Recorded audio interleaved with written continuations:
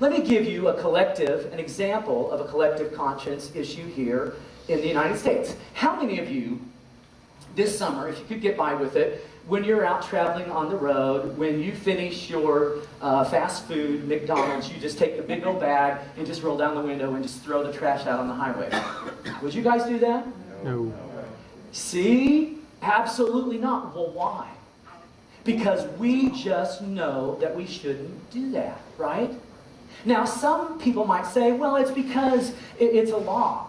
Yeah, but we break the law all the time in our car, right? Coming to church this morning, I passed Idlewild, and there was a cop sitting down there. I looked at my speedometer, and woo, I was going way over the speed limit. I'm glad the cop didn't stop, otherwise I'd be in big trouble. But you see, we don't always. I lost my train of thought there. I look at my wife, she's going, oh, don't tell me, we got a ticket. But we don't always keep the law, do we? I just have to admit, okay? I'm just really bad at driving. I've got a heavy foot. I drive 10 to 15 or 20 miles over the speed limit. So what is that? What is that? Boy, hit hard. So we do that, but why do we hesitate throwing a bag of trash out of the window? What is that? Now, if you visited a third world country, we see trash all over the place. And it's because they don't have a national conscience about litter. But here in the U.S., we are very litter conscious for the most part. It's just an operating system that we have. It's just a way of life for us. Now, let's dig a little deeper and get a little more philosophical. The anti-slavery movement in England and the United States was fueled by conscience. There were laws that allowed and enforced the way that slavery was handled in England and the United States. And if you study the history of the abolition movement, ultimately it was the conscience of England and the United States that made people finally realize, okay, we have ignored our common sense long enough, and slavery is just wrong. It's just wrong to treat another human being like this. And it was really a war and an issue and a debate of conscience that finally turned things around. Same thing with the civil rights movement. The civil rights leaders, black and white, appealed to the American conscience. And the rationality of the American people said, you're right. There's no excuse for this. And because the civil rights leaders spoke directly to our national conscience and they won the debates in our minds and in our hearts, laws and regulations were changed and our national conscience was changed. Some other examples. Our current laws governing abortion are conscience laws. Now, abortion is legal in every state, but it's managed differently in different states, depending on the collective conscience of that state.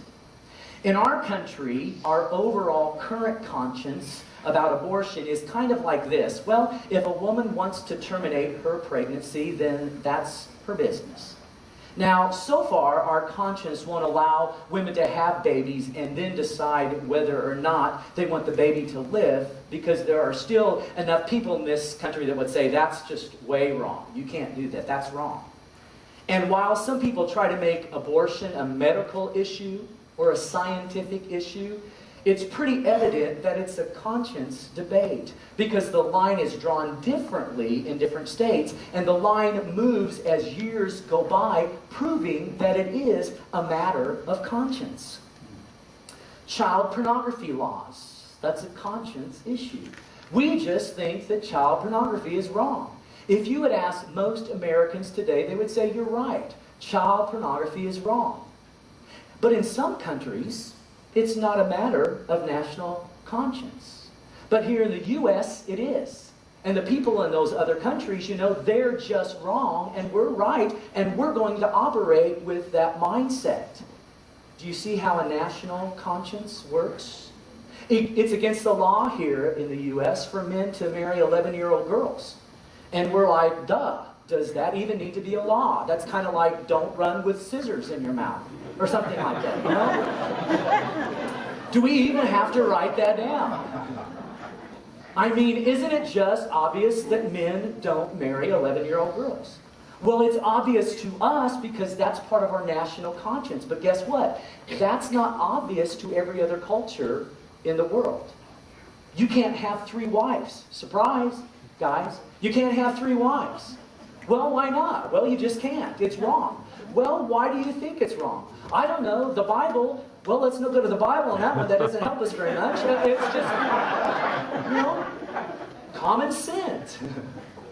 I mean, we know that we shouldn't have 3 wives. And besides that, no woman wants to be married to more than one husband anyway. So it's never really a debate, right? But in our country, we think that men shouldn't have more than one wife. Why? Well, that's just not right. Well, based on what? Well, I don't know. That's just part of our national conscience. When it comes to polygamy here in the U.S., there's kind of a high ick factor there. You know, the idea causes us to cringe when we think about multiple spouses. Okay, moving on. The legalization of drugs, child labor laws, these are conscious issues. You see, even though we don't talk about it, and we never talk about it, I don't think I've ever had a national conscience discussion with anybody. Even though we don't talk about it, it's really easy to see that we have a national collective conscience.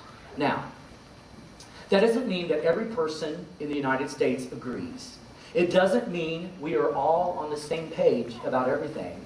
It just means there's a general consensus here in this country that we don't take a bag of fast food trash and just pitch it out on the highway. And when we see people do that, you know what we say to them? We go, bad American, litter bug. So we've been conditioned to think a certain way about things by our conscience. And we have a national sense of what we should do and what we shouldn't do. Now, before we go any further, let me give you 2 important insights about conscience. Number 1, a strong collective conscience keeps us from needing a lot of rules and regulations. In other words, when there is a general consensus about what we should do and shouldn't do, there's not this strong need for a lot of rules and regulations. The best example of this is in a good marriage, there aren't rules. Everybody just knows what they're supposed to do. In great families, there aren't a lot of rules because there is a collective conscience of here's what we do and here's what we don't do. And it's only when someone steps beyond the boundaries that the rest of the family goes, whoa, you know, you crossed the line there. In a healthy community and in a healthy family, there aren't many rules because we all buy into this collective conscious thing. And let's be honest, it feels very natural and very normal.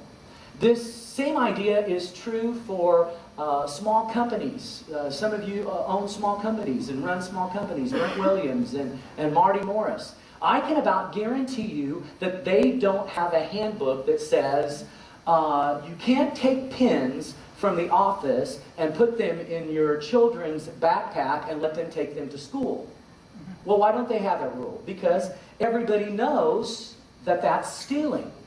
So where there's a general consensus and a shared conscience, you don't have to have a lot of rules and regulations.